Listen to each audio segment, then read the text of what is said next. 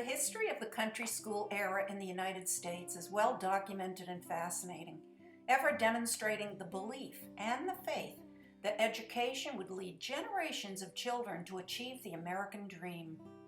Welcome to this presentation that speaks of a daunting period in the evolution of our nation's one-room schools.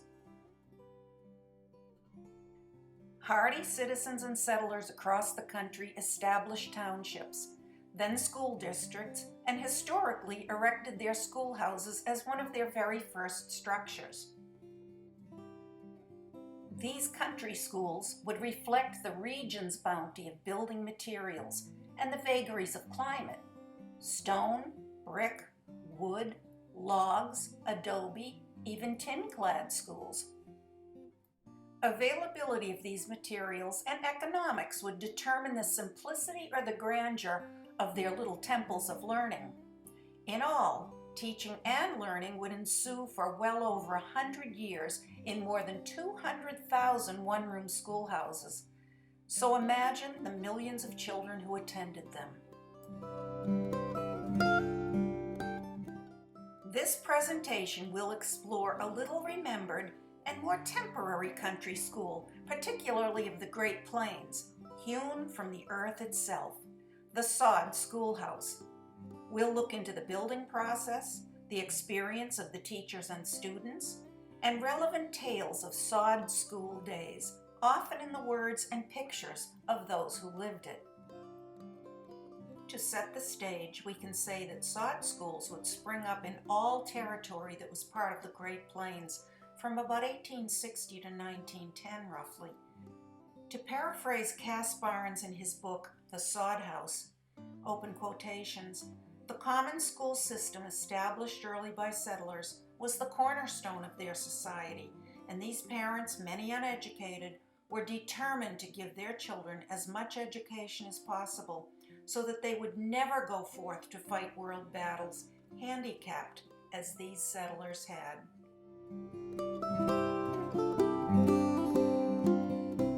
So what precipitated this unprecedented mass migration of pioneers to the interior of the United States? Historically, the Great Plains were inhabited for centuries by Native Americans from numerous tribes who were removed by the United States government through conquest or treaty or forced relocation. And that was a very sad story in itself, but it would ultimately clear the way for this westward expansion. And the incentive was a grand land giveaway. 270 million acres would be offered free to settlers by the United States government under the terms of the Homestead Act of 1862. The giveaway would draw former soldiers, pioneers from the East, and immigrants from across Europe, hoping to obtain 160 acres for a filing fee of $18 made at a land office. Lucky recipients would have 5 years to serve as residents and make improvements on the land, called proving up, to obtain final title. By 1900, 600,000 claims were filed, and homesteads dotted the landscape.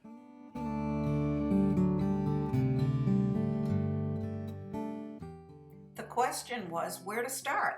With few or no trees or stones in sight to build houses, the very earth the settlers walked on was a perfect solution. Prairie sod was a blessing to the pioneers. Sod is the top layer of earth that includes grass, its roots, and the dirt clinging to those roots. The process of cutting the sod is explained by the Autry Museum of the West. To cut sod for a home, settlers used a tool called a cutting plow or a grasshopper plow, which had a set of adjustable rods to cut the sod into rows about 3 to 6 inches thick and at least a foot wide. The rows were then cut into bricks. The sod was laid grass side down, like bricks, in side-by-side rows. 3 rows of sod would make a thick wall that could support the weight of the house. Seams between the bricks were staggered to keep the walls as tight as possible. Every 3rd or 4th layer of sod was laid crosswise to bind the stacks together.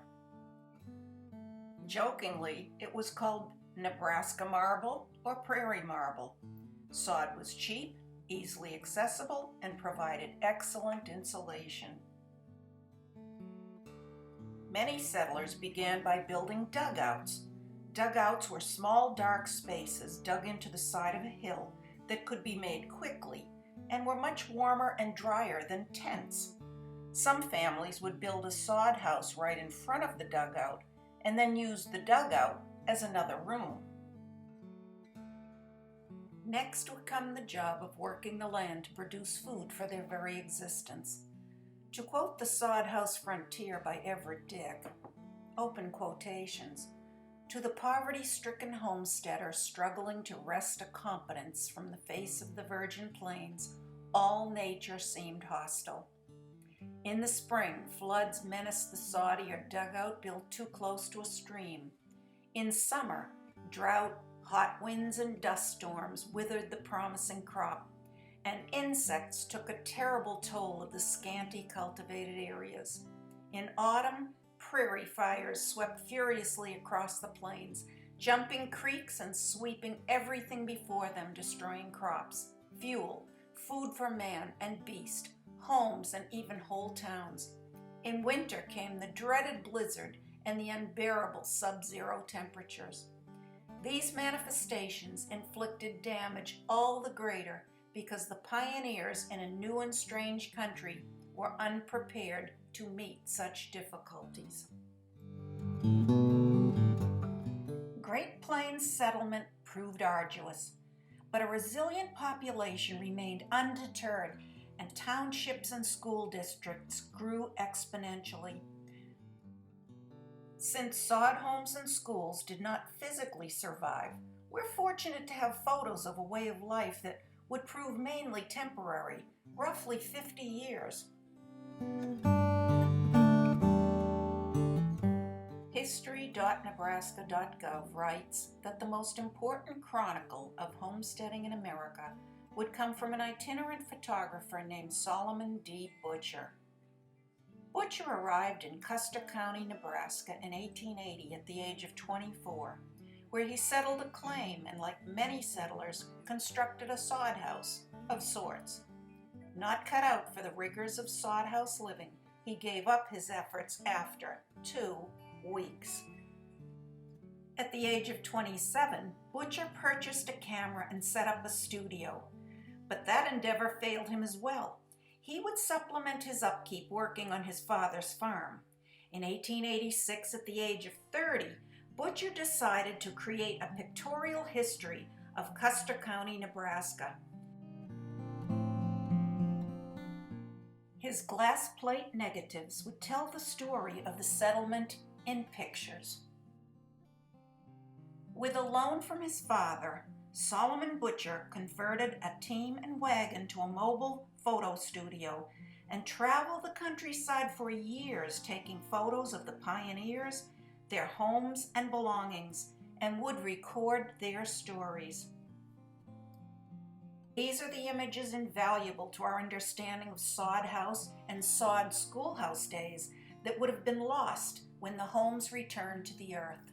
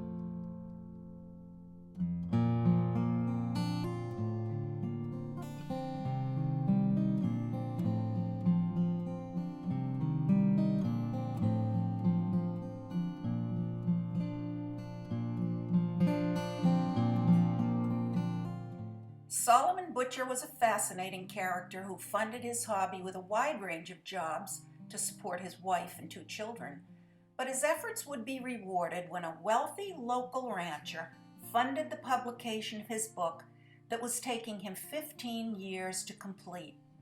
Butcher would leave his legacy in 4,000 glass plate negatives and his book, S.D. Butcher's Pioneer History of Custer County and Short Sketches of Early Days in Nebraska. It would regale his readers with fact and fancy about settlers, schools, ranchers, cattle, cowboys, nature, Native Americans, and local professionals.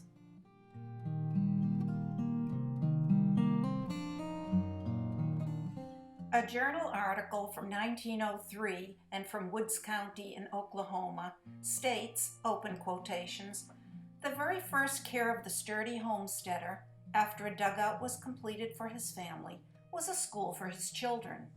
School districts were hastily organized, and in the absence of money on taxable property, schoolhouses were constructed of the only material that cost nothing but hard work, the virgin sod of the prairies.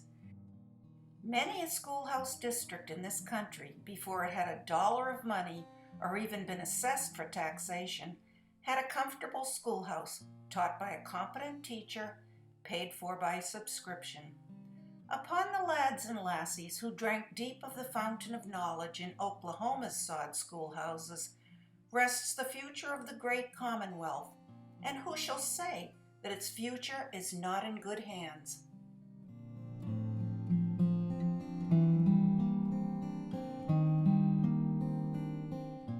Many of the early schools on the Great Plains were held in make-do places, such as tents, under an arbor, a corner of a settler's home, an abandoned dugout, until the community became prosperous enough to erect a more permanent wood frame building.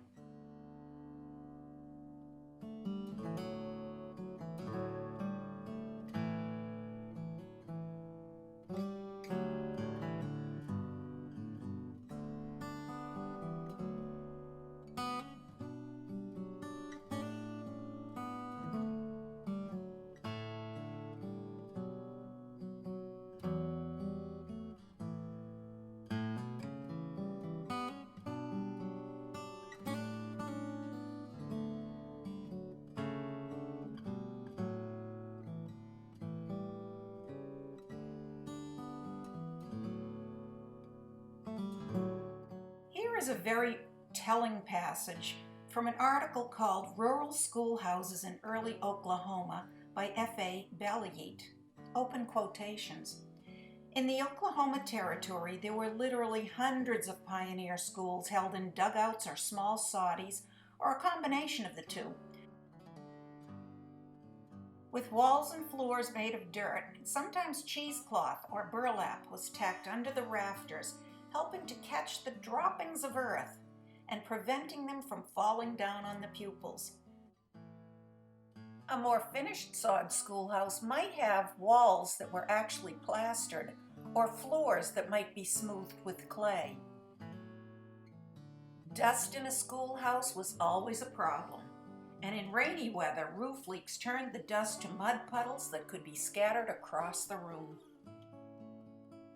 Dirt schools had interruptions from other forms of life. Spiders, tarantulas, centipedes, and even an occasional snake chose these soddies for their comfortable abodes. The stings were painful and sometimes poisonous and caused teachers and parents no little concern. Soddies with walls 3 feet thick offered excellent insulation, though. They were reasonably cool in summer and warmer in winter than most buildings, but heating was still essential. The sod schoolhouses were mainly heated by box stoves, but fuel was always difficult to come by. They might start with corn cobs, but they surely needed supplement. More often than is usually known, the very early schools burned cattle and buffalo droppings called buffalo chips. This fuel was plentiful and renewable. Orville Lookhart of Holyoke, Colorado reminisced, But oh, the ashes that those chips left, and that dust that settled over everything when they were taken up from that ash box. We always said it took one person to bring in the chips, one person to keep the fire going, and another to carry the ashes out. In a piece called Country School Teaching on the Sod-house Frontier, writer Wayne Fuller asks the question, who were these young ladies in high-buttoned shoes, long skirts, black aprons, and shirtwaists who taught in these prairie schools for some $30 a month? Almost invariably, they were products of the environment in which they taught, and they usually began teaching in the same county and often the same school district in which they had been raised. If they began teaching in the 1870s or 1880s, they were likely to have been brought to the sod-house country by their parents in the first wave of homesteaders.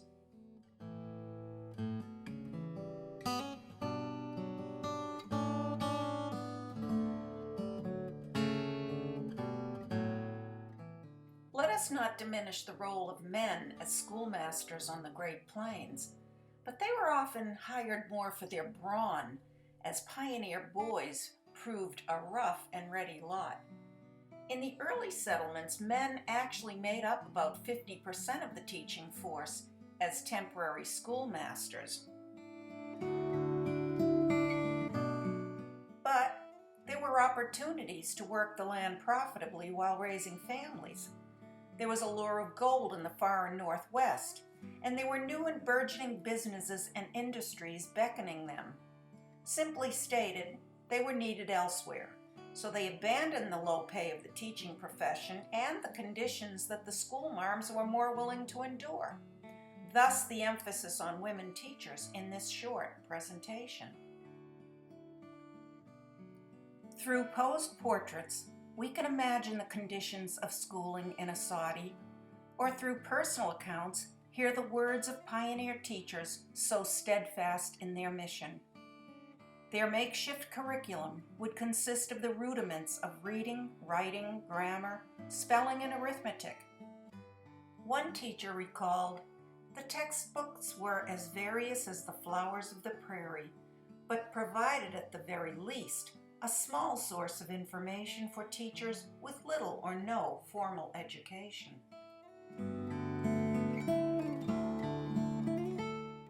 Furnishings, crudely constructed, were at best, again, make do.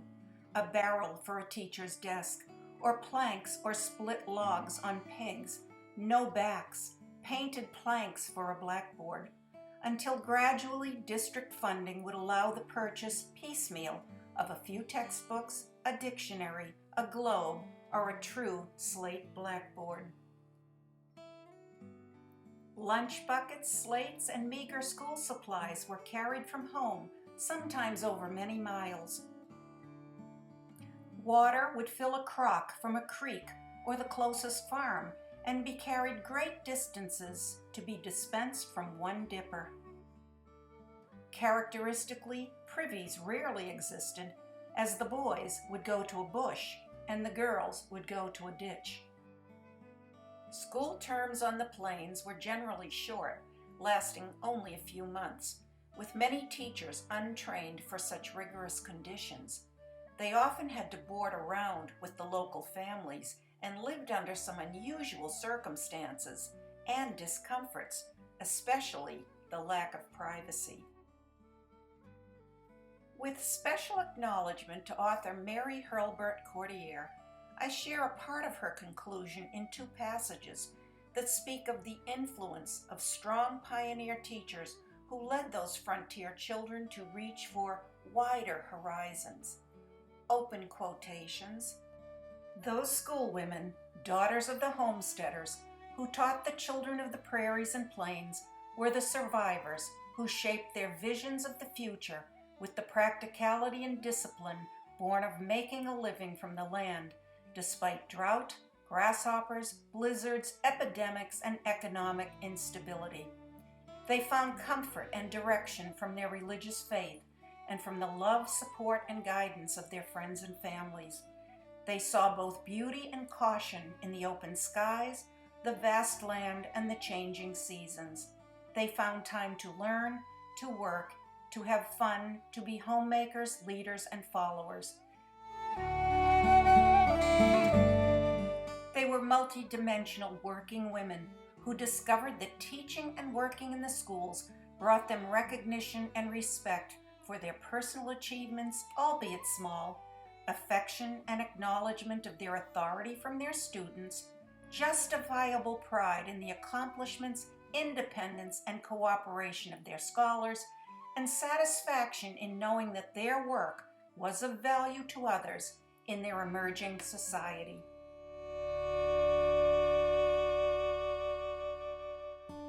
Great Plains teacher Martha Bain recorded her reason for teaching as perhaps victory. In quotations, $20 a month? A meager sum for what a teacher had to endure. Often, as we rode over the prairies through winter winds and summer heat, in spite of every effort to look on the bright side, we would find ourselves asking the question, what is there in all of this? And then came the answer of Garibaldi to his men. Hunger, cold, suffering, sickness, death? Perhaps victory. But victory came. The children that sat on those hard benches on dirt floors are now filling important places.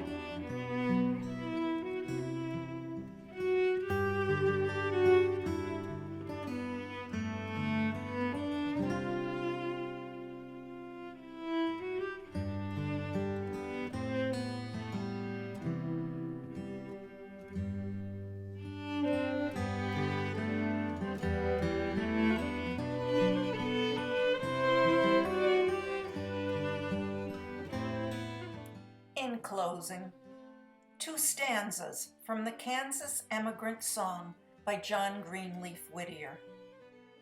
We crossed the prairie as of old, the pilgrims crossed the sea, to make the West, as they the East, the homestead of the free. We go to plant her common schools on distant prairie swells, and give the Sabbaths of the wild the music of her bells.